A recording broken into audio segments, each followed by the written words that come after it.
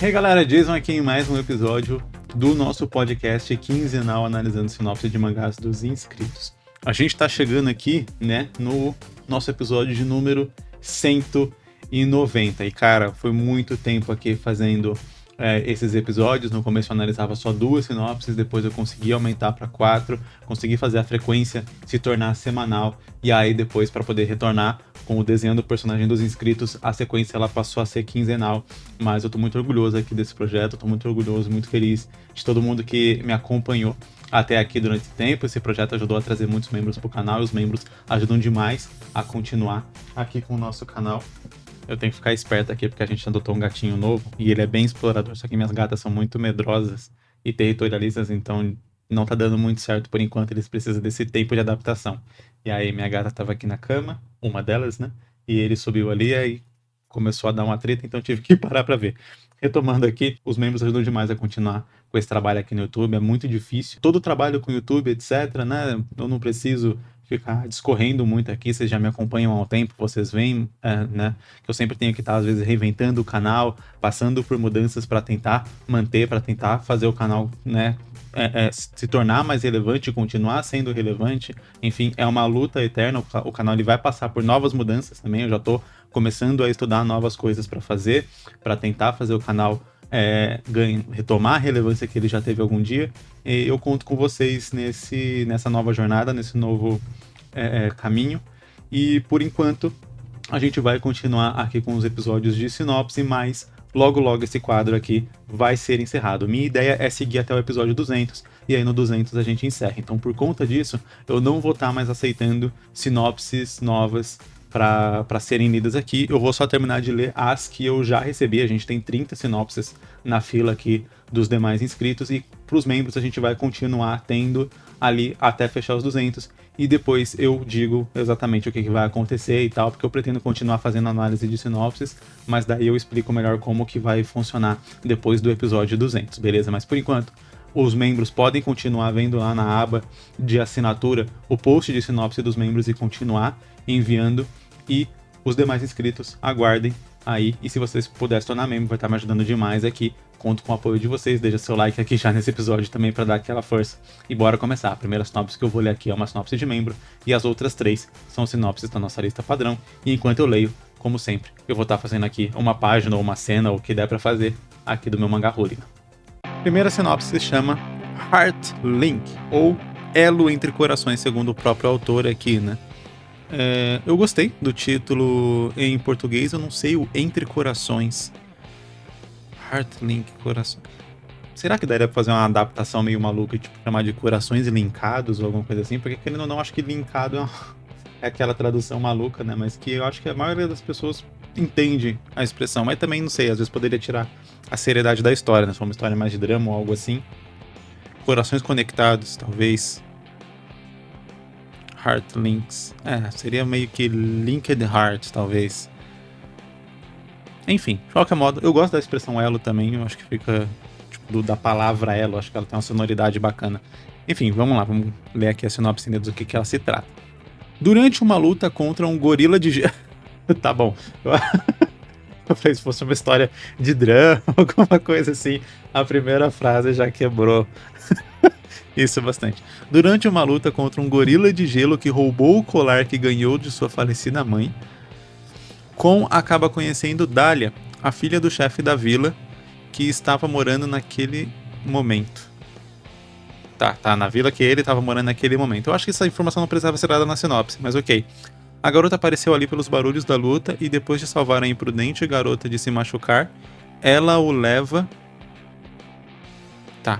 para tratar dele. Ela apareceu por conta da luta, ele salvou ela, que era imprudente, e aí ela levou ele pra cuidar dele. Tá, ficou um pouco confusa a frase, mas acho que consegui entender. Depois de saber da história da morte da mãe dele, ela decide oferecer suas habilidades. Eu acho que era interessante talvez falar o nome dela, pra não ficar fazendo ela ele o tempo inteiro, porque daí você poderia de vez em quando colocar o nome dos personagens e deixar um pouco mais claro. Oferecer suas habilidades se junta à investigação dele, descobrindo algo surpreendente sobre o próprio passado. Juntos, eles vão atrás do assassino, se conhecendo e se envolvendo, mas descobrem que é necessário abrir mão de algo para ter algo, sacrificar uma coisa para manter outra. Eu acho, cara, eu gostei da sinopse, eu faria alguns ajustes no texto mesmo para ficar um pouco mais claro. Eu colocaria o nome dela pra gente poder colocar. É Dália, né? Falou conhecendo Dália. Beleza, então o nome dela tá ali. E aí, tipo, de vez em quando falava, em vez de ser ela, tipo, a Dália decide oferecer suas habilidades e se junta à investigação de Con, sabe? Aí, beleza, você consegue ficar um pouco mais claro, não ficar ela e ele o tempo inteiro.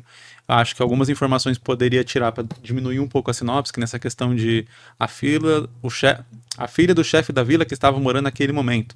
Poderia ser só a filha do chefe da vila e pronto, tipo, se ele tá morando ali e tal, depois beleza, na história a gente pode entender que ele tá morando, que ele tipo passa por vários lugares e aquela é um lar temporário dele. Mas, tipo assim, na sinopse não é tão importante que a gente entenda isso.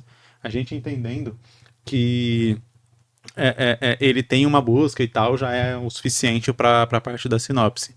Depois de saber da história da morte da mãe dele, ele decide oferecer suas habilidades, se junta à investigação dele, descobrindo algo surpreendente. Tá, e aí beleza, sobre o próprio passado, juntos eles vão atrás do assassino, se conhecendo e se envolvendo, mas descobre que é necessário sacrificar uma coisa para manter outra. Eu gostei da última frase, é necessário sacrificar uma coisa para manter outra. Então, eu tiraria a primeira parte, porque são duas frases falando a mesma coisa. Ok, observação 1. Eu queria trabalhar no tema de sacrifício com um final mais agridoce. Alguns detalhes importantes para a história é que ele tem um irmão que também está investigando em um outro lugar. Eventualmente, eles dois se juntam e descobrem quem é o assassino. E também descobrem que ele é o pai biológico da Dália e não o chefe da vila. O assassino é o pai biológico da Dália, então o chefe da vila é somente o pai adotivo. Ok, interessante. Por isso que seria o lance de sacrificar uma coisa para manter outra. Então, tipo, se eles querem vingar a mãe, automaticamente eles tipo, vão ter um atrito com a Dália que vai talvez querer proteger o pai ou algo assim, não sei. Um pouco de desenvolvimento seria o Con, que é um personagem mais sério e quieto, ficando mais aberto e mais flexível, enquanto ela, sendo brincalhona e despojada, aprende a ser mais séria quando necessário. Interessante. Então ele já tem uma ideia também aqui do caminho que ele quer dar para esses personagens, né? O caminho de evolução, que é sempre muito importante a gente pensar nisso. Porque não só a gente cria aquele arco de personagem que gera conexão com o leitor, né?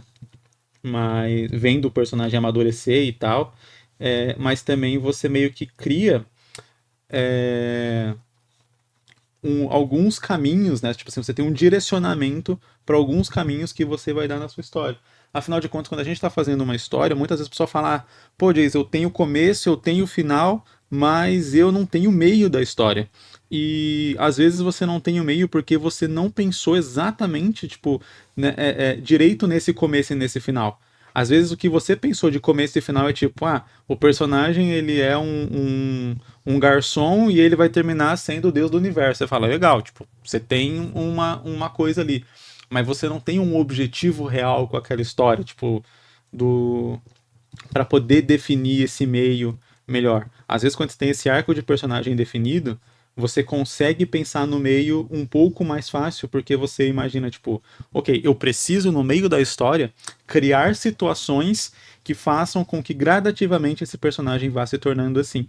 Então, que nem ele falou, o Con, ele é um personagem mais sério, mais fechado, mais sisudo, por conta, né, acho que da busca dele, né, uma busca de vingança. Então, tipo, você tem toda uma relação, assim, tipo, muito mais dramática, né, muito mais pesada com ele, enquanto ela estava vivendo meio que de boa, com, né, sendo ali filha do chefe da vila, etc.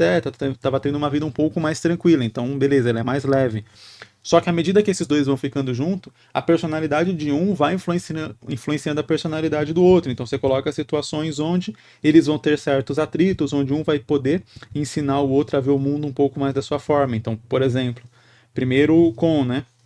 Ele, com toda a seriedade dele, talvez seja incapaz de curtir ou aproveitar certos momentos, ou relaxar, ou algo assim. E todo esse peso dessa vida vai, tipo, trazendo certos malefícios para ele que ele vai aprendendo com ela, enquanto ela, tipo, né, sendo mais brincalhona, sendo mais alegre, sendo mais pra cima, digamos assim, vai ajudando ele a curtir certos momentos que ele não curtiria normalmente, porque ele nem faria nada para aquilo, né? Sei lá, vamos imaginar uma situação prática aqui.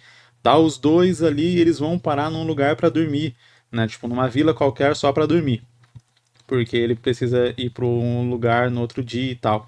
E aí, tipo, ela convence ele a, por exemplo, dar uma volta na cidade, dando a volta na cidade, eles veem algumas coisas que são legais e tal, são divertidas, e meio que, tipo, ele se sente meio um pouco mais leve por conta dessa situação, mas não seria o tipo de coisa que ele faria normalmente. Então, é, esse tipo de coisa vai fazendo com que você consiga tornar gradativamente esse personagem um pouco mais leve, né? Aprendendo a aproveitar um pouco mais a vida.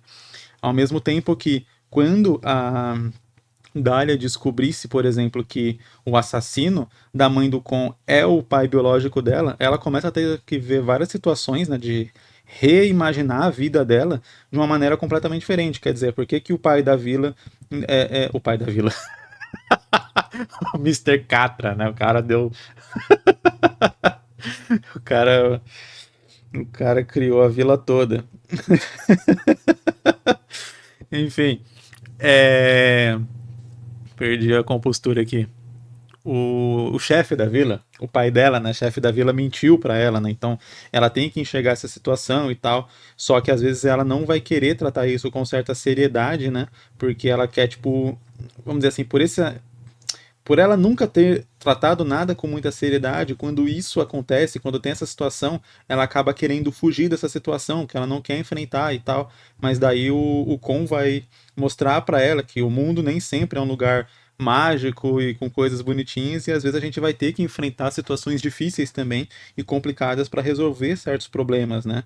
E aí ela, vendo toda a seriedade, lembrando toda a seriedade que ele tratava, essa questão da busca pela mãe e tal, faz com que ela crie esse ímpeto de realmente ir lá confrontar o chefe da vila para descobrir né, por que, que ele mentiu, etc. E aí, né, toda a questão também do pai. Aí eu não sei exatamente como que vai fazer. Eu imagino que essa frase final de você tem que abrir mão de uma coisa para manter outra, né? Pode só ser tipo o lance de para ele manter, pro como manter o relacionamento com a Dália, né? Porque eu imagino que vai chegar, né? O nome da história é Laço Elo entre Corações, né? Corações entrelaçados ou algo assim. Então é de se imaginar que você vai ter um romance ali acontecendo entre os dois, e a própria sinopse deixa bem, né, bem explícito isso. E aí, nesse romance, você imagina que, tipo, talvez ele vai ter que abrir mão da vingança para poder ficar com ela, ou algo assim, né? Às vezes descobrir que o assassinato da mãe dele não foi tão assassinato assim, não foi tão doloso assim, pode ser, né, tipo, uma coisa muito maior, muito mais muito mais com muito mais nuances, né, do que simplesmente um cara assassinou minha mãe a sangue frio e agora eu tenho que matar ele para, né, assim, para ele pagar na mesma moeda, etc, ou algo nesse sentido. E quando ele descobrir, por exemplo, vamos imaginar uma situação aqui hipotética, não sei se é essa a ideia do autor, mas vamos imaginar uma situação aqui hipotética.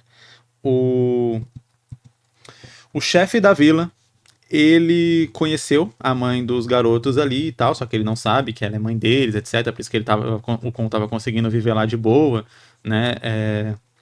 Porque não tinha nenhuma relação, o chefe não sabia de nada e tal. Então, por mais que ele achasse que teria uma semelhança, mas até então tava tudo tranquilo. Porque ele nem sabia que a mulher tinha filhos. Esse cara, que é o culpado, né? Considerado culpado pelo assassinato da mãe deles, na verdade, é o pai da Dália, né? A mãe da Dália original, né? Morreu. Aí você pode até colocar alguma coisa, ou que foi um acidente, ou pode colocar uma coisa mais intrínseca com a história, né? E, enfim, e ele tinha um relacionamento com a mãe do Con e do irmão dele. Só que, por algum motivo, talvez esse chefe da vila também tinha alguma intenção, alguma coisa assim, e eles os três estavam juntos, e aí, sei lá, ou uma atitude ou de erro, né, de escolha errada desse do pai biológico dela, fez com que a mãe deles morresse. Aí pode ser por um acidente, pode ser por uma coisa nada a ver, ou pode ser realmente um lance de plano maligno, que quer deixar a história um pouco mais simples, de plano maligno mesmo do chefe da vila, que a mãe deles acabou morrendo, ele conseguiu ficar com a Dália porque ele já queria criar a Dália, porque ele já tinha inveja, sei lá, já era. Vai ver, esse cara era apaixonado pela mãe da Dália, mas a mãe da Dália escolheu esse outro maluco. E aí, quando ela morreu, e, tipo, ela pode ter até morrido dando à luz a Dália, né? Aí, beleza, a gente não. A gente coloca como se, tipo assim, eu quero cuidar da Dália já que eu não tive a chance de ficar com a mãe dela. E eu quero que esse. E como esse cara, né? Ele, por ter engravidado a Dália, a mãe da Dália, e aí a mãe da Dália morreu dando a luz a ela, ele culpa o pai biológico da Dália por ter perdido o amor da vida dele. E aí, por conta disso, ele, como o cara também já estava meio que com um relacionamento com a outra, ou já estava vendo que ia gerar um relacionamento com a outra, ele quis realmente destruir a vida do cara e tal. Então, tipo, tirando um outro possível amor da vida dele, ao mesmo tempo que incriminava ele ou algo assim. E aí o cara resolveu fugir, mas não poderia, talvez, levar a filha ou algo nesse sentido, e aí ele realmente deixou a filha para trás, para ser criada por esse outro cara que ele não sabia que estava envolvido em tudo isso. Então, todos os indícios levam realmente para o pai biológico da Dália ser o assassino da mãe do Con, só que na verdade não é, ou pelo menos não é, tipo, 100%, né? Não é 100% culpa dele, ou é culpa, mas não foi intencional. E aí, o Con vai ter que realmente desistir da vingança dele para ficar com a Dália, ao mesmo tempo que a Dália vai ter que desistir de tudo que ela conhece da vida dela para confrontar o pai adotivo dela, que é quem criou ela, etc. Ao mesmo tempo que tipo ela tem que meio que perdoar o pai biológico por ter abandonado ela ou algo assim. Então, tipo, são situações realmente muito sérias para trabalhar esse lance da personagem começar a tratar algumas coisas com mais seriedade. Ao mesmo tempo que isso pode gerar um conflito, né, entre os irmãos, que é exatamente, tipo, não, dane-se que ele é o pai dela, só porque você se apaixonou por uma garotinha, a gente vai deixar todo o objetivo da nossa vida, a gente vai deixar a morte da nossa mãe em vão? Não, vamos matar esse cara, vamos acabar com ele, e vamos acabar também com o outro. Então, tipo, o irmão pode meio que virar um vilão da história, no sentido de ele ser mais extremista com a vingança, e ele querer, tipo, não só matar o pai biológico da Dália, que a gente vai descobrir que ele não tem uma culpa 100%, como ir lá e matar o outro também. Então, assim, não, a gente vai matar os dois. Se os dois tiveram culpa, a gente vai matar os dois. Se a gente descobrir que mais 50 pessoas tiveram culpa, a gente vai matar mais 50 pessoas. Tipo assim, ele já tá tão cego pela vingança que ele não consegue realmente mais ter um freio. E aí meio que cabe também ao Con, né? Ao Con não só ter que, tipo, talvez perdoar aquele que ele considerou, né, como assassino da mãe, que ele jurou ali matar, né, como assassino da mãe, como ele também vai ter que talvez ir contra o irmão dele para proteger esse cara, né? Enfim. Então, tipo, eu acho que dá para trabalhar um negócio ali com umas nuances bem interessantes nesse sentido. Levando em consideração essa frase, né? Que é você precisa sacrificar uma coisa para manter outra. Então, tipo, todo o objetivo deles girava em torno de uma coisa e ele vai ter que jogar isso fora para ele poder manter aquela vida feliz que ele aprendeu a ter do lado da Dália. E aí por isso que é importante também, realmente, tipo, as coisas estão muito bem encaixadas, se for isso, com essa jornada dele se tornando mais leve, aprendendo a ver a vida com olhos um pouco mais otimistas e tal, né, do que antes. E exatamente os olhos que o irmão dele não teve a oportunidade de ter, e por isso ficou cada vez mais embrenhado nessa missão de vingança, e por isso, tipo, meio que cabe ao Con não só confrontar o irmão dele, né, tipo, impedir o irmão dele de fazer isso, como tentar ensinar essa lição pro irmão dele, só que ele aprendeu aquilo com o tempo e tal, então, tipo, não é uma lição fácil de ser ensinada, não é um ponto de vista fácil de ser transmitido para alguém, porque o próprio Con demorou bastante, né, toda a história que a gente vai acompanhar vai ser o tempo que o Con demorou para entender isso, para absorver isso e para realmente mudar, né, então não dá para exigir que o irmão dele mude de uma hora para outra, claro que isso. Tô falando do ponto de vista de autor, de criação de história, de como que você vai organizar as coisas. Do ponto de vista do personagem, ele pode imaginar que sim, que ele tem que passar essa visão pro irmão dele, que ele vai tentar convencer o irmão dele na palavra. E aí, como autor, você vai entender que não é só, tipo, só trocar meia hora de ideia com o irmão e fazer o irmão perder completamente a visão que ele tinha de mundo e de objetivo de vida, né? Porque não foi assim com o próprio Con, né? Ele passou por uma jornada. E aí é por isso que o vilão, o irmão poderia se tornar um potencial vilão da história. Não vilão, mas, tipo assim, meio que um inimigo, né? Tipo assim, alguém que ele vai ter que enfrentar, que ele vai ter que talvez lutar realmente contra para impedir de fazer, mesmo que seja o irmão dele, mesmo que eles se gostem e tal. Personagens não precisam lutar só porque eles se odeiam ou porque eles têm desavenças. Mas eles podem simplesmente ter objetivos contrários que colocam eles na posição de ter que enfrentar um ao outro, né? Tem várias histórias que tratam exatamente isso. O personagem só tem, tipo, a gente tem visões diferentes e se você for atrás da sua visão, você quebra a minha. E se eu for atrás da minha visão, eu quebro a sua. Logo, a gente tem que fazer alguma coisa para resolver esse conflito de interesse aqui, onde cada um quer uma coisa diferente do outro. E com isso a gente vai para nossa segunda sinopse. O nome dela é Os Cavaleiros de Dragões.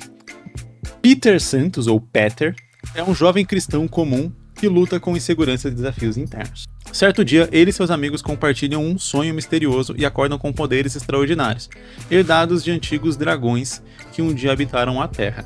Esses dons foram entregues pelo próprio Deus, com um propósito claro, Deus cristão no caso, defender a humanidade das forças malignas que ameaçam destruir tudo. Agora, como os Cavaleiros de Dragões, Peter e seus companheiros embarcam em uma jornada divina, enfrentando seus medos, descobrindo suas forças e travando batalhas contra as garras do diabo.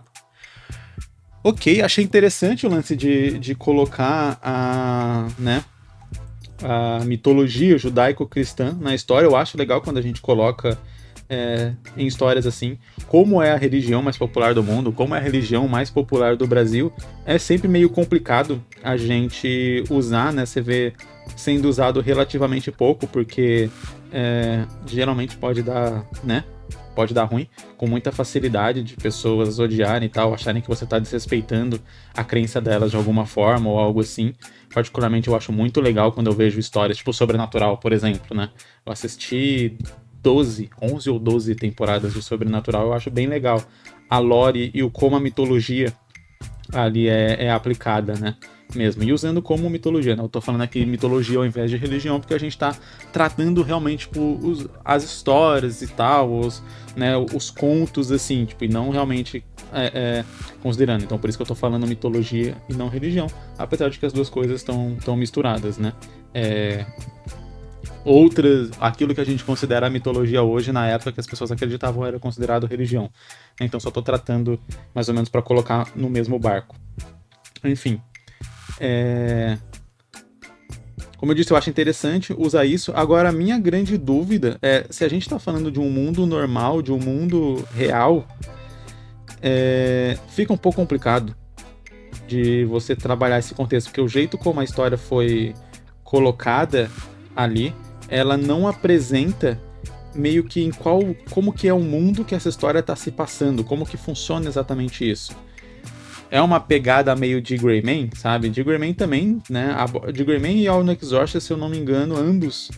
De Greyman é certeza, All No Exorcist eu tenho dúvidas, mas eu tenho quase certeza, né? Eu tenho 90% de certeza que All No Exorcist também é com mitologia judaico-cristã. O de Greyman, como eu falei, 100%. Enfim, você tem ali, tipo, toda a questão, inclusive, se eu não me engano, é a Igreja Católica, é o Vaticano ali, tipo, a organização mesmo e tal. E, calça, eles chamam de Akuma, porque Akuma é a tradução de demônio para japonês, mas, né, eles estão se referindo realmente a demônios e coisas do tipo. E se eu não me engano, All No Exorcist faz muito tempo que eu vi All No Exorcist. Ele também, tipo, né, os protagonistas lá, que eu não lembro mais o nome, Yukio e... não lembro o nome mesmo.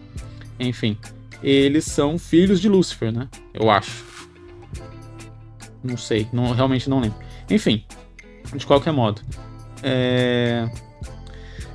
Em ambos os casos, meio que as histórias elas se passam no nosso mundo, só que é um mundo um pouco diferente. Então, tipo, o de Greyman, ele tem uma questão de, tipo assim, ele é meio antigo, meio, tipo, era vitoriana, só que ele apresenta de vez em quando algumas tecnologias, né? Principalmente, tipo, na parte da história mesmo, que são tecnologias um pouco mais futuristas, mas se você pegar, tipo, os cenários, a ambientação, etc., ele é meio era vitoriana. Tanto era vitoriana que, se eu não me engano, na hora que eles vão pro Japão, eles ainda chamam de Edo.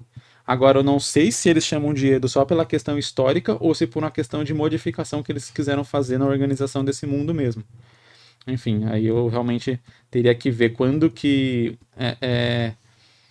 vamos dizer assim, Edo deixou de se chamar Edo e passou a se chamar Tóquio, mas eu acho que não é tão recente assim também. Então não sei se na era vitoriana era chamado de Edo ou de Tóquio. De qualquer modo, a questão é que o mundo ele é retrabalhado um pouco para funcionar ali dentro de como aquela história ela age, né? No caso de All No Exhausted, se eu não me engano, o que ele faz é tipo assim, o personagem ele vive num mundo normal, como qualquer outro, mas a partir do momento que ele vai pra escola ali pra estudar, o mundo meio que se quebra, tipo assim, aquele mundo normal, padrão, igual de todos os outros, ele fica completamente pra trás, né? Você pega um Bleach da vida, né? Também. Se eu não me engano, ele funciona da mesma forma, tipo, você vê ali ele começa num mundo normal, somos estudantes, temos uma família, emprego, não sei o que, tudo certinho. Só que à medida que a história avança, esse mundo normal fica completamente para trás e ele só é retomado muito de vez em quando, assim, por conta de quando alguma coisa vai acontecer e vai ir para o mundo real. Mas na maior parte dos casos você vai estar tipo, no Ecomundo, você vai estar na Soul Society. Enfim, você vai estar em outros mundos de Bleach que, tipo, beleza, você deixou aquilo ali completamente pra trás. No caso de Bleach é outro mundo mesmo, né? No caso de All No Exhausted, tipo, você tá no mesmo mundo, só que você tá numa parte ali que é os entornos da academia, etc. Onde, tipo, beleza, você não tem aquela proximidade com realmente uma vida normal. E essa é a minha dúvida aqui nessa história. Eu não sei exatamente como que ela se passa. Se, tipo assim, depois que isso aconteceu, eles realmente vão por um outro mundo. Repare que o que eu tô chamando aqui de outro mundo é tipo assim, não é que ele vai literalmente passar para outro mundo, outra dimensão, igual no caso do Bleach. Mas às vezes só de, tipo, que nem no caso do All No Exorcist,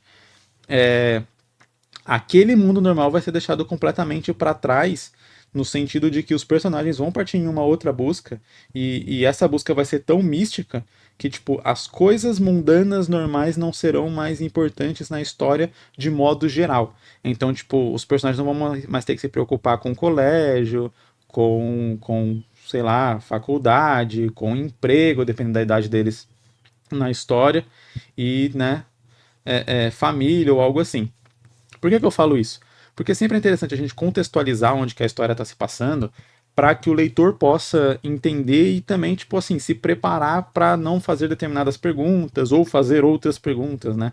Que aí vai caber a você, como autor, responder essas perguntas, tirar essas dúvidas do leitor ali. Então, por exemplo, imagina que eu sempre costumo dar esse exemplo, né? Mas vamos tentar colocar isso aqui no nosso mundo, no mundo real.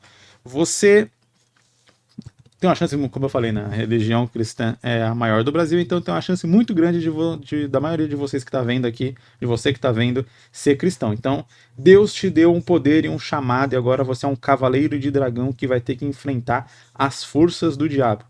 É, qual que é o seu próximo passo? Porque eu imagino que nesse momento, ou você está no colégio, você tem seus pais, você não pode chegar muito tarde em casa, você às vezes tem ali seu estágio, sua faculdade, ou seu emprego para poder pagar suas contas.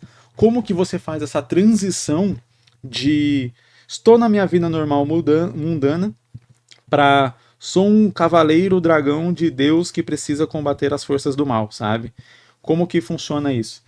Por isso que eu acho interessante colocar isso na história quando a gente está ambientando ela no mundo real, para a gente realmente não fazer essas perguntas, né? Que são as perguntas óbvias, tipo, mas e os pais? E o trabalho? E não sei o que? E não sei o que lá? Sabe? Como que você abandona essa vida para viver outra? Ou vai ficar, tipo, intercalando? Tem várias histórias, né? Que elas ficam meio que intercalando. É tipo, de manhã eu vou para a escola normal e quando eu saio da escola eu tenho que lutar para defender o crime, os fracos e oprimidos. Enfim, então você tem essa questão. Você pega, tipo, histórias do Homem-Aranha. Histórias do Homem-Aranha, elas são baseadas muito nisso, de tipo, como que você mantém uma vida normal civil sendo um super-herói? E como ser um super-herói afeta essa sua vida normal civil? Tipo, como que às vezes você fala, putz, eu não quero mais fazer essa porcaria, porque de vez em quando, por mais que eu goste de ser um super-herói, pô, de vez em quando eu queria ter uma vida normal. Eu queria poder ficar de boa, sem o dever estar me chamando o tempo inteiro, sem eu ter que fazer isso, sem eu ter que sofrer todas as consequências disso, né? Várias histórias abordam isso, principalmente na Marvel, né? E o Homem-Aranha acho que é o exemplo mais claro desse tipo de coisa. Então, às vezes, isso pode ser um tema na história. Não é que precise ser, né? Não tô colocando aqui como uma regra, tipo, se você vai fazer seu personagem estar no nosso mundo real e ganhar superpoderes, você tem que discutir isso. Mas é interessante que você entenda, né, esse tipo de coisa para que você não simplesmente ignore, né? Uma coisa é você falar, eu sei disso e eu vou escolher não falar disso na minha história. Beleza. Você não tem nenhum problema muito grande, geralmente, do Superman ser o Clark Kent e ser o Superman. Você não tem um problema de, peraí, por que o Clark faltou no trabalho hoje, né? Enquanto o Superman está no Oriente Médio resolvendo algum problema ou está em outra dimensão, né? Quem que está cobrindo todas essas faltas do Clark Kent lá para ele não receber um salário, sabe? É um negócio meio doido. Mas beleza, ninguém se pergunta isso porque não faz parte do questionamento da história. Não quero me importar com isso.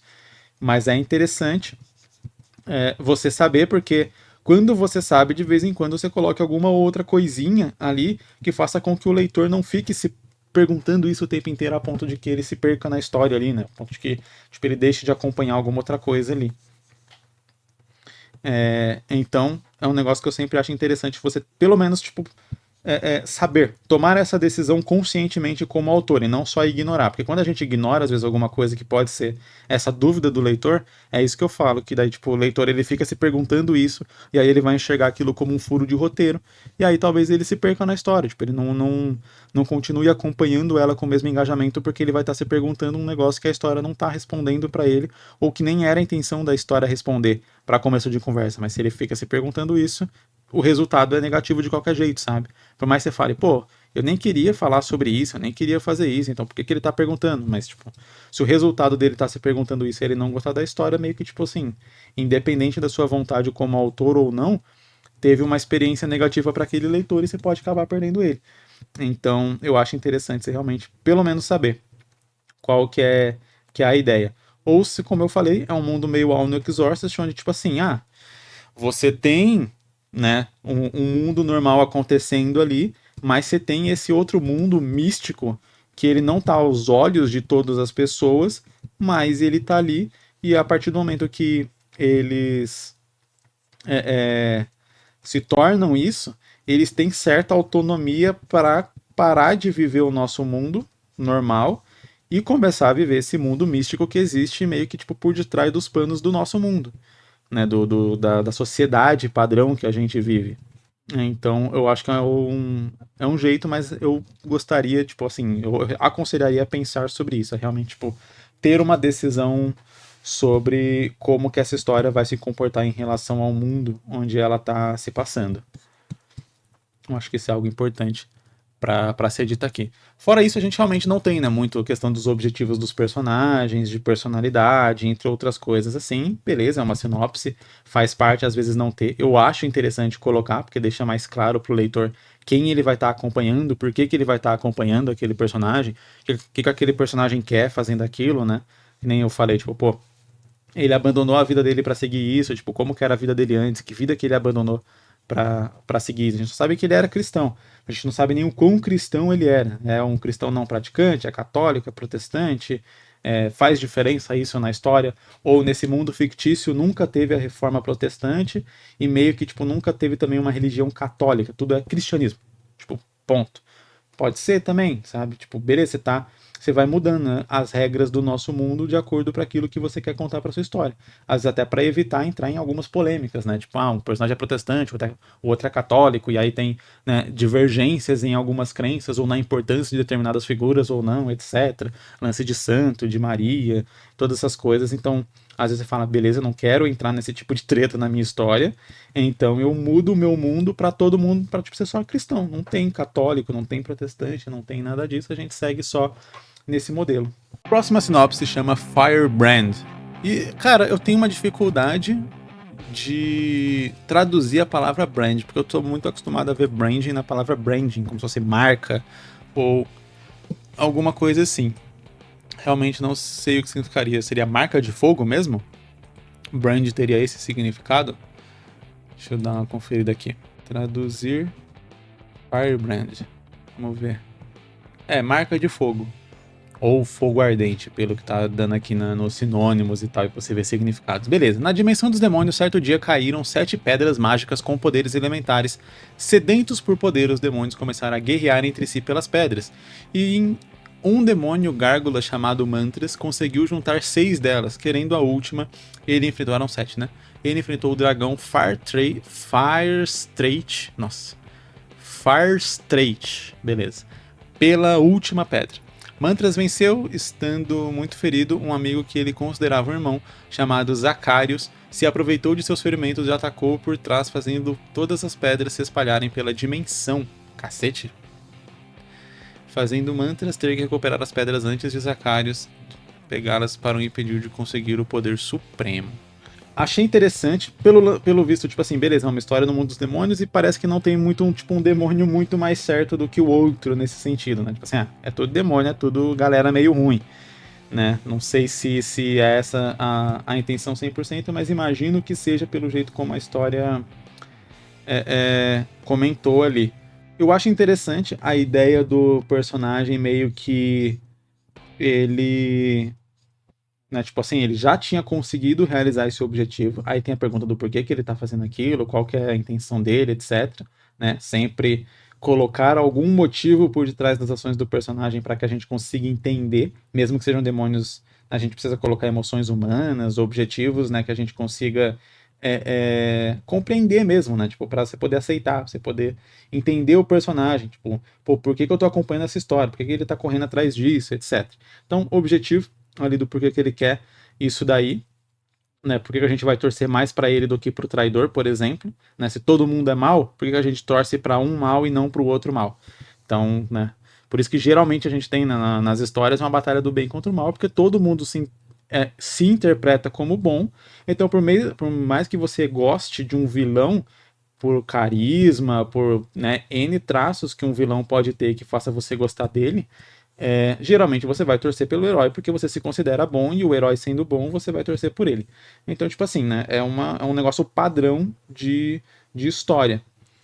Mesmo quando você acompanha às vezes um vilão, geralmente é dado a esse vilão algumas características morais e éticas que façam com que você consiga acompanhar ele de alguma determinada forma, né? Eu acho que um exemplo, né, contrário disso, uma grande exceção a isso, é o Kira, que realmente eu não lembro de ter algum exemplo moral ou alguma coisa. Talvez no começo é dado que realmente, tipo assim, pô, eu quero fazer o bem, eu vou matar criminosos, eu vou fazer não sei o que e tal. Então, tipo assim, ele pode apelar para esse lado, de, tipo, não vou sair matando pessoa inocente. Se ele pegasse o Death Note, a primeira atitude dele, né, tipo assim, o primeiro objetivo que ele fala ali no final, né, do primeiro episódio, no primeiro capítulo do mangá, ele falasse, eu vou matar todos que se opuserem a mim, talvez você tipo teria mais a gente, né, como leitor, como espectador ali, talvez a gente teria uma resistência maior a continuar acompanhando. Mas quando ele fala, tipo, pô, vou matar ali os criminosos, vou julgar esses criminosos, você fala, pô, interessante, cara, quero ver como é que é isso. A ponto de que, tipo, talvez nos primeiros capítulos ali, você ainda não enxergue ele como esse vilão todo. Você vai enxergar ele como esse vilão quando exatamente ele mudar essa perspectiva de vou matar criminosos, e ele entra para a perspectiva de vou matar aqueles que estiverem se opondo a mim, né? Vou matar aqueles para me defender, para me proteger, etc. Então, é aí que meio que muda a chave do personagem, né? Quando ele começa a matar pessoas inocentes a sangue frio só porque essa pessoa ali pode descobrir quem ele é, porque tá investigando ele, porque tá se opondo a ele de alguma forma, né? É quando a personalidade dele vai para algo realmente mais egoísta, né? Não que não tenha sido desde o início, só que é aquilo que, tipo, o que foi demonstrado inicialmente era uma visão um pouco menos egoísta, um pouco mais altruísta, ainda que extremista, né? Tipo, né? E megalomaníaca. Mas ainda assim, novamente, eu estou julgando teoricamente pessoas más. Então, teoricamente, eu sou o bom. A partir do momento que eu não estou mais julgando pessoas más, eu estou julgando pessoas boas, mas que essas pessoas boas estão contra mim. Aí, beleza, aí você definiu ali quem que aquele personagem é. E quando isso acontece, é quando a gente já tem, por exemplo, o L na história, e a maior parte das pessoas gosta do L e meio que torce pro L, porque o L ainda com todas também suas características e tal, ele é o personagem que representa o bem na história Death Note. Então, por mais que o Kira seja o protagonista, não é porque ele é o protagonista que ele representa o, o bem necessariamente, né? Então, tipo, funciona mais ou menos dessa forma. Aqui, no caso, a gente talvez teria que fazer uma jogada parecida, mas se a gente tem um vilão que pegou. Vou chamar de vilão, né? Porque, beleza. Mas enfim, porque a ideia de todo mundo é mal. Então você tem um vilão que estava reunindo as joias ali por poder, pedras, né? Por poder. E aí você tem um outro que é, tipo, teoricamente, mais vilão ainda. E aí, por isso, a gente torceria pro primeiro, porque o outro é mais desgraçado.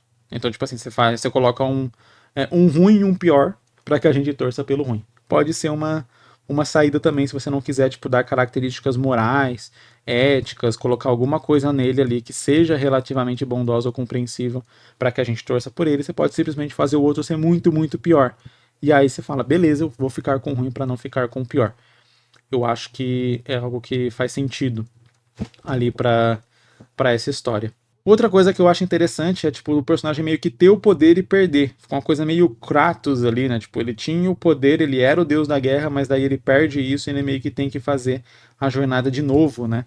É legal porque você cria meio que alguns aprendizados nesse processo, né? De ter que refazer a sua jornada. Agora, uma coisa que particularmente não me chama muita atenção e parece mais que é tipo mais da criação da vontade do autor de criação, etc, do que realmente passar alguma informação, é a questão de ele teve a última, ele enfrentou o dragão, blá blá blá e tal, e aí ele venceu, mas ele foi muito ferido. Legal, tipo, beleza, é importante a informação de que ele foi muito ferido, só que o jeito como é apresentado o lance da última parece tipo assim, beleza, todos ele deve ter feito, ter tido que fazer uma luta, um confronto, um embate, né? Por todas ele ter fazer isso. Por que você está falando especificamente da última? Então, tipo assim, eu acho que deu um tempo, uma importância muito grande, de modo que eu só faria isso se esse dragão fosse ser importante de novo lá na frente. Outra dúvida que eu fiquei é como que na prática funciona esse lance de tipo, o cara atacou ele pelas costas e aí as pedras foram perdidas, espalhadas, sabe? Pelo universo, tipo, não sei, ficou um conceito muito abstrato para eu entender. Eu achei que realmente o cara, como que era o nome? O Zacarius? O Zacarius é o protagonista. Não, tenho quase certeza que não, deixa eu ver. Mantras é o protagonista, Zacarius é o traidor. Eu achei que o Zacarius ia roubar realmente as pedras.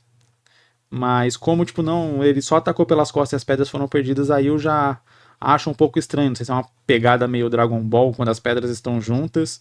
É, elas meio que tipo se dividem ou alguma coisa nesse sentido, não sei, não consegui entender direito, fiquei bem na dúvida com relação a isso. Então, acho que isso teria que ser explicado realmente na Lorde, como que isso funciona para que o leitor consiga entender quando ele estiver pelo menos acompanhando ali a história, né, lendo o mangá em si. Ou a gente pode mudar, né, algumas coisas, a gente pode reduzir a lore dessa história do tipo, o, o, o Mantras, ele foi atrás das pedras e aí ele achou a primeira. A primeira tava com esse dragão. Aí ele se feriu muito na luta, porque o dragão era muito forte, até porque ele tinha uma das pedras. Aí o Zacarius traiu ele e pegou essa pedra. E aí agora os dois estão numa corrida pelas outras 6, sendo que o Zacarius já tem uma. Então, tipo, isso é um modelo interessante porque a história na prática fica praticamente a mesma. É o Zacarius e o Mantras correndo atrás das outras pedras que estão espalhadas por aí. Então, tipo, beleza, as pedras caíram, uma tava com esse dragão, o Mantras foi, enfrentou esse dragão, tomou uma coça, mas conseguiu derrotar o dragão e pegar a pedra. Aí, ele, como ele tava ferido, o cara traiu ele, pegou essa pedra, e agora tanto o Mantras quanto os Zacarius vão ir atrás das outras. Tipo, a história ela se mantém igual. O que não se mantém igual, eu acredito que pode até melhorar em alguns aspectos, uns detalhes da história. Por exemplo, um aspecto que eu acredito que melhora é o fato dos Zacarius estar com uma pedra e o Mantra sem nenhuma. de modo que já faz com que o vilão da história, né, que é o Zacarius, esteja mais forte, esteja numa posição de maior poder do que o protagonista. Geralmente é assim que funciona, né? Numa história você coloca o protagonista sempre abaixo do vilão em nível de poder, porque daí você deixa o vilão mais ameaçador, né? Você deixa a presença dele mais ameaçadora. Então, a partir do momento ali que o Zacarius tem uma pedra e o Mantras não, você já tá colocando ali, tipo, o Mantras já tá atrás nessa corrida. Ele já tá começando de trás. Enquanto na versão original, os dois estariam no mesmo patamar. Com a diferença de que o Mantras ele já tinha obtido as pedras e perdeu. Então, tipo, que é a outra mudança, né? Que se ele tinha obtido as pedras e perdeu, talvez exista ali, tipo, algum outro sentimento envolvido, de algum nível de aprendizado, que nem eu falei e tal. Não sei exatamente o que eu faria nesse sentido de aprendizado, mas seria uma diferença, né? Uma coisa que ele teve as pedras e perdeu, e de ele não ter tido as pedras, ter tido só uma e ter perdido. É completamente diferente. Ter todas deixou ele muito mais perto do objetivo dele. Só que como o objetivo dele não está claro aqui na sinopse, além de ter mais poder, então, sabe, também não é, tipo, muito chamativo, assim, a ponto de fazer uma grande diferença. Vamos imaginar que, por exemplo, o, o Zacarius, vamos imaginar, o Zacarius não, o Mantras, ele era uma pessoa normal, assim como todos os demônios eram pessoas normais, e ele descobriu que a pessoa ali que era esposa dele, alguma coisa assim, morreu e foi pro paraíso. E aí ele descobriu que juntando essas 7 pedras ele consegue sair do inferno e ir para o paraíso. Ele consegue redimir a alma dele e ir para lá. Então, quando ele tem as 7 pedras, por mais desgastado que ele esteja, ele estava perto de reencontrar o amor da vida dele, de ter a alma redimida, de ir para o paraíso, sabe? Então, tipo assim, é um objetivo muito grande e muito difícil de ser completo, né?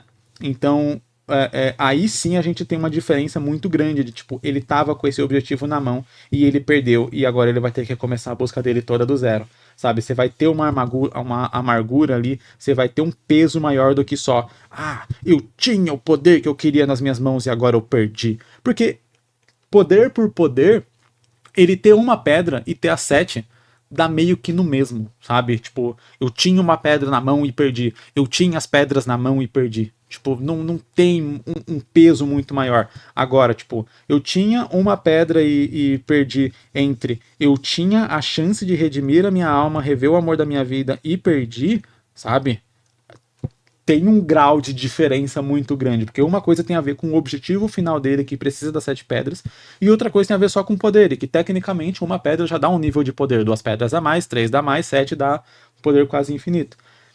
E aí, nesse sentido também, resolveria essa questão aí que eu falei que eu fiquei na dúvida de tipo, pera, o cara apunhalou ele pelas costas e as pedras foram perdidas no cosmos, espalhadas, como que fala ali?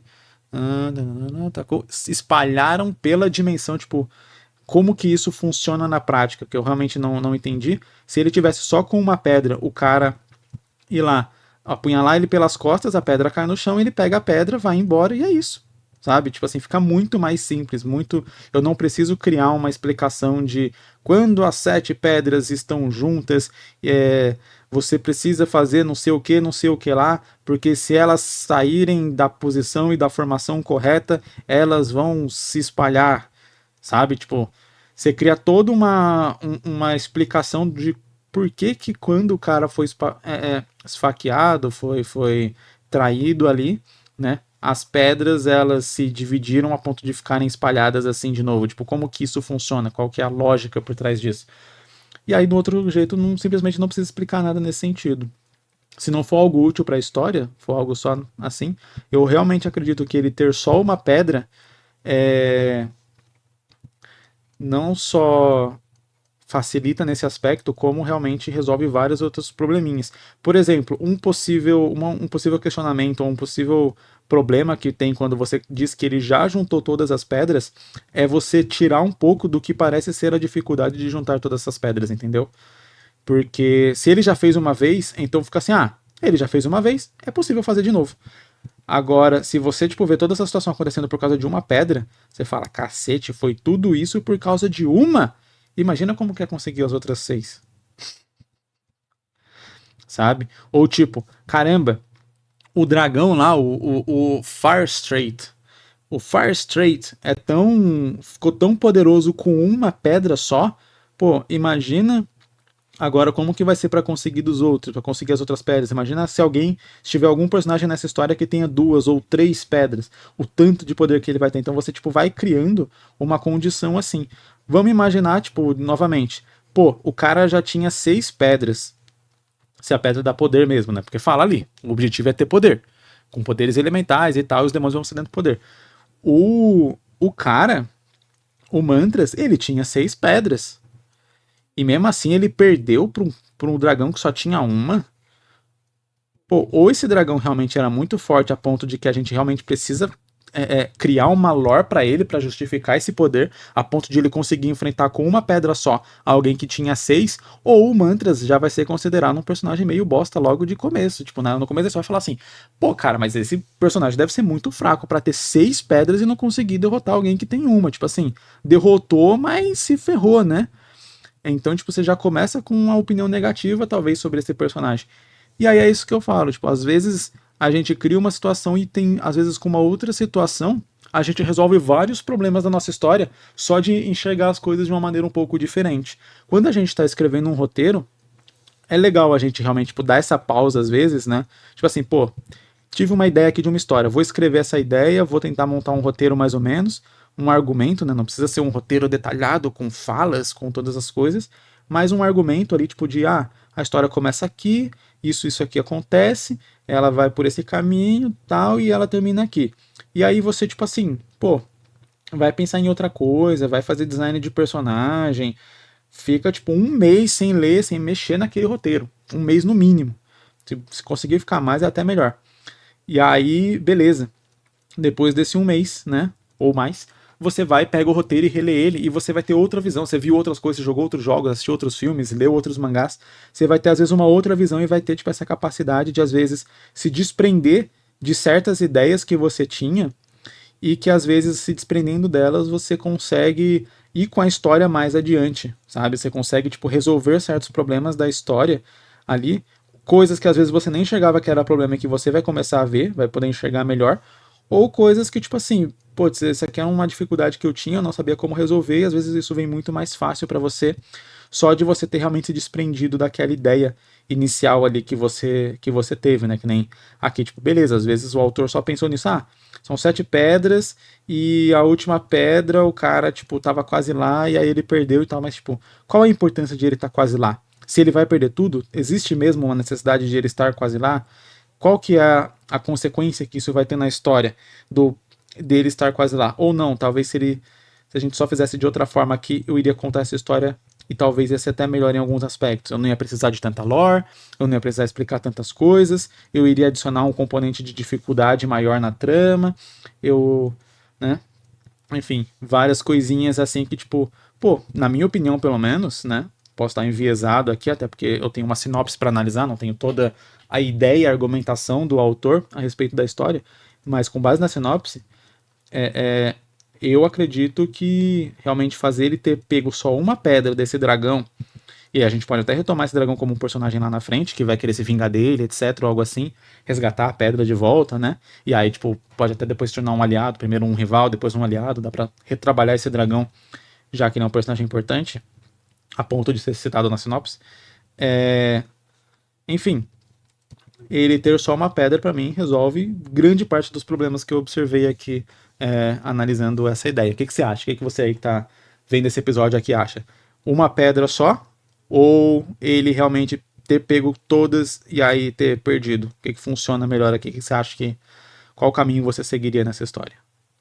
Vamos aqui para nossa última sinopse, lembrando sempre que se você tem vontade de fazer um mangá e se você tá aqui nesse vídeo até esse momento, nesse episódio aqui até esse momento é porque você tem, queria te convidar para conhecer o meu curso Jornada do Mangaka BR, que é um curso que fala sobre todo o processo de criação e produção de um mangá realmente do zero até a publicação. A gente não vai ficar focando em desenho, em como que eu vou fazer o olho de um personagem, como que eu desenho uma mão, um pé, um não sei o que, um cabelo, ou algo assim, porque realmente esse é um conteúdo que com certeza tipo, é importante para fazer um mangá, mas fazer um mangá vai muito, muito além disso, e é algo que muitos iniciantes não percebem, acham que é só tipo, pô, eu preciso desenhar e aí eu consigo fazer um mangá, e não, pô, você tem 1 milhão de outras coisas para aprender, pensa que só tipo, isso que a gente tá conversando aqui sobre desenvolvimento de personagem, desenvolvimento de ideia, caminho da história, cadência, objetivo, trama, todas essas coisas é um processo, a gente tá aqui horas, né? Tipo, pô, são 190 episódios falando só sobre isso, sem falar um A sobre desenho, né? Tipo, falando realmente só sobre a parte de roteiro, de construção. Então, sim, tem muita coisa para aprender para fazer um mangá que vai além do desenho. Se você tem vontade de aprender isso, dá uma conferida aqui no link da descrição, que tenho certeza que você vai gostar bastante. Eu fiz esse curso realmente pensando tipo, em quem quer fazer um mangá de fato. Eu sempre comento, é o curso que eu queria ter feito quando eu comecei a fazer mangá. Eu queria ter tido acesso a um material assim que me mostrasse desde o começo o que eu preciso fazer, do começo até o final, para eu partir das ideias que eu tenho na minha cabeça e que eu fico imaginando ali, até eu realmente pegar o meu mangá na minha mão e ter ele pronto ali, impresso, encadernado, igual, né, na mesma qualidade ali de encadernamento que as grandes editoras aqui do Brasil têm e tal. Então, tipo, eu consegui montar isso e tenho certeza que vai ser muito útil para você, porque eu tenho certeza que seria muito útil para mim se eu tivesse tido acesso a isso quando eu comecei. Ok, última sinopse, o nome dela é Hora do Gol. E até combina aqui porque eu tô desenhando uma página de futebol de hooligan, né? Hooligan tá passando por um arco de futebol, acredite ou não. Porrada ou bol, pra ser mais sincero, mais específico. No Brasil, um veterano indisciplinado jogador de futebol está desempregado há 2 anos. Quando a esperança de voltar a jogar parecia cada vez mais distante, surge uma grande oportunidade. Um contrato com um clube em ascensão para jogar um torneio estadual e provar mais uma vez seu valor. Cara, gostei. O autor já deixou claro aqui que é a ideia de um one shot, né? E cara, eu curti, tá? Tipo assim, muito bem, tipo assim, apresentado. Tipo, muito simples a sinopse, mas já deixa muito clara muitas coisas. É isso que eu falo sobre o lance de uma sinopse, cara. Uma sinopse bem feita. Eu acho que eu não teria feito uma sinopse melhor. Ela apresenta ali o personagem, a gente entende quem é o personagem, a gente entende o que ele quer, né? Qual que é o objetivo dele, sem precisar dizer necessariamente, tipo, ele tem o objetivo de XYZ, ó. Tipo, falar, beleza, ó. Quando a esperança de voltar a jogar parecia cada vez mais distante, ou seja, ele tá desempregado e ele queria voltar a jogar. Tá aí, ele já estava meio que desesperançoso, e aí surgiu uma oportunidade, e agora ele tem esperanças novamente. Só que ele tem que se provar, né? Porque ele tá desempregado há 2 anos, ele era indisciplinado, então, tipo assim, já colocou a personalidade dele ali no esquema, já te deu mais ou menos por cima alguns dos motivos pelo qual ele tá desempregado, e o que ele vai ter que superar para poder aproveitar essa oportunidade, né? Agarrar essa oportunidade e realmente tirar proveito dela para fazer uma grande mudança ali na vida dele. Então, tipo, só com base nessa sinopse, eu já consigo imaginar várias coisas que eu posso esperar desse mangá. E olha que é uma sinopse muito curta, cara. Isso que eu falo. A sinopse, quando bem feita, você consegue entender e captar o escopo da história ali. Muitas vezes a gente tem que escrever muito, porque às vezes a gente pensou demais naquela história e acha que ela é maior do que ela realmente é. No sentido de, tipo, acha que a gente precisa passar muito mais coisa pro leitor porque a gente pensou muito mais coisa. E não, se você pensou muito mais coisa, se você tem muito mais coisa para pôr naquela história, não é na sinopse que você vai pôr isso, é na história em si. A sinopse, ela precisa ser um gancho para que o leitor entre naquela história. E aí, uma vez que ele entrou, você vai ter a oportunidade de passar essas outras coisas que você pensou. Mas muitos autores tentam colocar isso direto, logo de cara, e às vezes acabam afastando o leitor porque a sinopse fica confusa. Ela tira para todos os lados ali sem você conseguir entender exatamente qual que era o objetivo, do que se trata, né? Aquilo ali, né, que a gente está prestes a acompanhar, e se é que a gente vai acompanhar, porque às vezes a sinopse é tão confusa que você fala, deixa quieto. Então, isso que eu falo, cara, a sinopse bem feita, ela é bem interessante mesmo. E eu não sou o melhor fazedor de sinopse, não, já confesso isso. Não tenho toda essa habilidade, não, mas a gente vai tentando ali fazer. A sinopse de Macaio, por exemplo, eu acho bem grande, eu tinha que dar uma reduzida. Uma eventual republicação ali, com certeza eu vou dar uma reduzida nela, vou tentar ali deixar um pouco mais claras algumas coisas e reduzir ali algumas coisas que estão só engordando, deixando ela desnecessariamente grande. Claro que aqui é um one shot, então, tipo, você tem realmente essas coisas muito claras, porque elas vão ser muito claras na história, né? Você não vai ter grandes reviravoltas, grandes mudanças de rumo, porque um one shot geralmente não comporta grandes reviravoltas e mudanças de rumo. Você pode ter uma reviravolta ali, uns plot twist e tal, mas geralmente vai ser pequeno, vai ser tipo alguma coisa ali não muito tchan. Mas nem sempre precisa, né? Nem toda história precisa necessariamente ter um reviravolta, ter um plot twist, ter alguma coisa na trama assim que mude completamente o escopo. Você pode só escalonar. Por exemplo, como que a gente poderia escalonar aqui nessa história? Esse jogador ele é veterano de algum time, né? Ele jogou para algum time que demitiu ele ali por conta da indisciplina dele e agora ele tá chegando num time novo, né? Ele falou que é um time estreante. Um clube em ascensão. Então eu imagino que seja um clube estreante ali e tal. Então tem jogadores mais novos, jogadores que talvez não respeitem ele tanto, e o fato dele ser indisciplinado piora esse respeito que ele tem. Ou o povo só considera ele velho, e aí ele vai ter que se provar numa pegada meio Top Gun, sabe? Tipo, beleza, você tem um cara ali, e ele é o instrutor, ele é velho, a galera tudo nova, tudo jovem, tudo se considerando ali, tipo, no alto do seu egocentrismo, e aí, tipo, a ideia é que o Tom Cruise lá, o Maverick, ele vai se provar pra essa galera, né? Ele vai mostrar, tipo, por que que ele é considerado ali, tipo, um mega piloto, um piloto ótimo e tal. Então pode ser numa pegada meio que assim também, né? Tipo, de ele ter que se provar pra galera. E aí no final, por exemplo, poderia ser escalonado para esse time enfrentar o time antigo dele. O time antigo dele que ascendeu e virou e tá, tipo, na final, né? E aí, estando na final, ele. Ele, tipo assim, ele cresceu depois que demitiu o cara, meio que, tipo, mostrando como se fosse uma decisão acertada ter demitido esse cara e tal, né? E aí mostrando que, tipo, ele aprendeu a se tornar mais disciplinado, a seguir os negócios, a comparecer aos treinos, a fazer essas coisas. E aí, se o problema do personagem, do arco do personagem é indisciplina, é interessante que a gente coloque esse problema sendo trabalhado ali na história, né? Ele aparecendo para atormentar a vida do personagem mesmo que ele não queira, né? Quer dizer, se ele entendeu que ele ser indisciplinado foi a causa, primeiro que ele pode, né, fazer parte no arco do personagem de ele nem ter entendido isso, faz sentido, fica legal também. Você, tipo, ter que trabalhar para ele entender isso e mudar. Ou você trabalhar para tipo assim, ele já sacou isso, só que é mais forte que ele várias vezes. Tipo, alguma coisa acontece e ele começa a ser indisciplinado.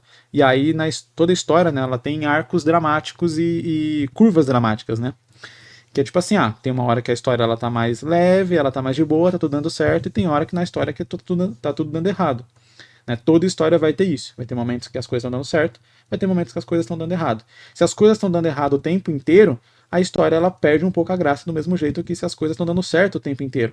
Porque você meio que perde a esperança de fazer qualquer coisa, a ponto de que qualquer esforço ou qualquer nova coisa que a trama jogue pra você, você vai rebater com não vai dar certo, nada dando certo, então não tem nem por que eu acompanhar isso, não tem por que fazer, os personagens só vão parecer burros, entende? Então é legal que a gente coloque um equilíbrio entre dar certo e dar errado. E é isso que a gente chama de curva dramática. Então, se a gente está no momento onde as coisas estão dando certo, logo você tem que mudar para as coisas darem errado. Se a gente está no momento onde as coisas estão dando errado, logo a gente tem que mudar para as coisas darem um pouco certo, para retomar um pouco a esperança do leitor. E quando a gente conseguir recuperar essa esperança, a gente faz as coisas darem errado de novo para a gente decepar essa esperança novamente. E assim a gente vai jogando com a emoção do leitor, né? Então, toda história geralmente vai funcionar mais ou menos assim. As coisas vão começar, às vezes de um jeito ruim, aí elas vão ir para um caminho bom, que é o gatilho para o personagem iniciar aquela jornada. Aí, quando tudo parece estar indo mil maravilhas, dá tudo errado e vai tudo descambar mesmo, tipo, principalmente num one shot, numa história curta, né? Vai tudo descambar o máximo possível para que no final as coisas possam dar certo de novo. Então vamos supor que aconteça o seguinte: o personagem ele tá lá desesperançoso. Então começamos num ponto ruim. Aí ele recebe essa grande oportunidade, que é o chamado da história, né? É o lance ali, tipo, por que eu estou contando essa história? Estou contando porque a gente tem a história aqui do chamado de um jogador veterano que já estava sem esperanças. E aí ele criou essas esperanças. E aí, beleza. Aí ele entra, aí tem dificuldades, óbvio, a gente não pode dar tudo de mão beijada pro personagem, mas as coisas começam a dar certo, né? Ainda mais sendo um one shot, a gente precisa fazer isso ser um pouco mais rápido.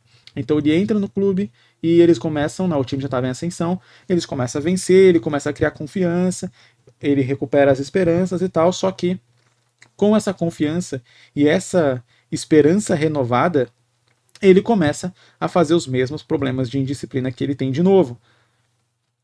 A ponto de que é ameaçado ele ser expulso do time novamente, ele ser demitido do time novamente, ou ele ficar no banco, ou alguma coisa que seja uma punição a essa insubordinação dele. E aí, beleza, aí nesse ponto da história, a gente pode ir tanto pro caminho de ele sabe que é insubordinado e ele não conseguiu controlar e agora ele precisa recuperar aquilo de alguma forma, ou o caminho de ele não sabia que era esse um problema, que ele tinha esse problema, e agora ele vai ver que ele tem esse problema e vai resolver. Por que que são caminhos diferentes?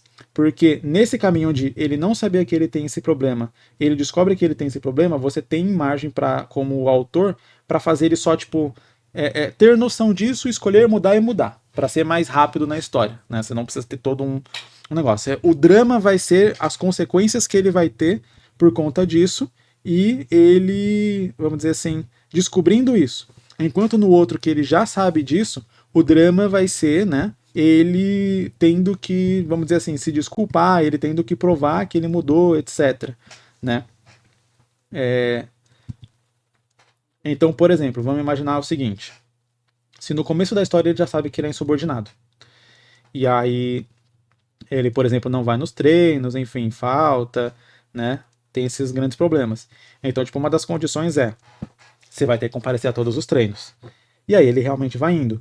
Só que em determinado momento da história acontece um problema e ele falta num treino por conta desse problema e não por conta de insubordinação. E ele não consegue contatar, ele não consegue avisar, enfim, é um problema sério. E aí meio que isso coloca tudo a perder na história porque ele não podia, fazia parte da regra. Então ele tem que ir provar que aquilo foi um mal entendido, que aquilo foi uma outra coisa que aconteceu, que não foi culpa dele. Então, tipo assim, você tem um outro drama, que é esse personagem tendo que conviver com algo que era no passado e que todos vão continuar desconfiando, e ele tendo que se provar que ele realmente mudou. E aí esse seria o drama da história. Só que aí, como eu disse, você tem que criar toda uma situação, você vai ter que desenvolver isso de uma forma, vai ser um pouco mais longo.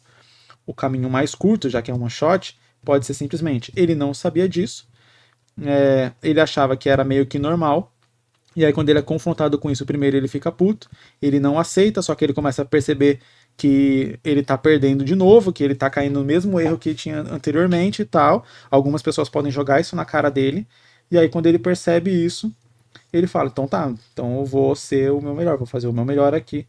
E aí ele consegue e vai pro jogo e ele consegue, por exemplo, derrotar o antigo time dele, onde vai ter essa grande virada, que é o time dele perceber que, pô, ele conseguiu ser diferente e tal, e não precisa nem ter uma relação de inimizade de verdade com o time antigo dele. Pode ter uma relação de tipo, pô, foi mal pelo que eu fiz com vocês e tal, tipo, realmente um lance de ele entender que ele era o errado da parada, por mais que ele seja o protagonista, ele pode ser o errado, e, tipo, ter um lance de perdão e tal, tipo, pode ser um finalzinho bonitinho e interessante. Mas daí entendeu o lance da curva dramática que eu falei? Tá, as coisas partem de um momento ruim, por exemplo, aí elas dão certo por um tempo, aí depois tudo descamba e dá tudo errado pra que o personagem possa dar uma volta por cima e no final as coisas darem certo de novo. Quando você quer fazer um final negativo, você geralmente vai fazer o processo mais ou menos contrário. O personagem começa num lugar bom, dá tudo errado, que faz com que ele tenha que correr atrás pra fazer as coisas darem certo, só que no final dá tudo errado de novo. Então, tipo, você vai fazendo sempre essa onda com as coisas boas e ruins da sua história, pra você sempre manter o leitor engajado ali e tal, sempre esperando, mexendo com a expectativa dele. Como eu falei, nem sempre você precisa fazer um plot twist, mas às vezes você só quebrar a expectativa dele com base nisso, nessa curva dramática de tipo, tá tudo indo bem, vai dar tudo certo, ou tá tudo indo mal, cacete, ferrou tudo, e aí tipo você jogar pro outro lado sempre que isso acontecer, você já tá meio que criando mini plot twists ali, na emoção do seu leitor e não necessariamente na história em si. Eu praticamente consegui terminar essa página aqui, cara.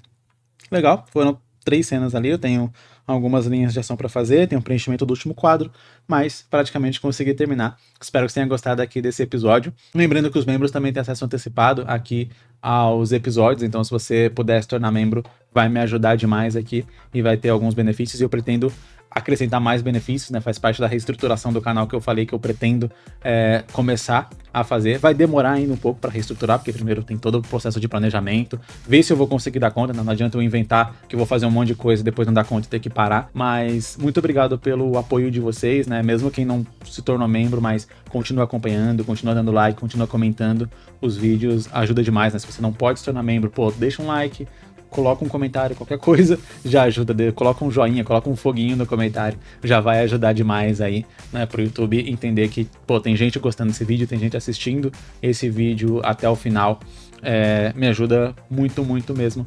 Obrigado pra você que continua comigo até aqui, pode ter certeza que eu não vou desistir das coisas aqui, porque, pô, enquanto tiver ali meia dúzia de pessoas acompanhando, meia dúzia de pessoas sendo ajudadas, eu fico feliz de estar fazendo isso daqui. Então, vejo vocês aí em um próximo vídeo.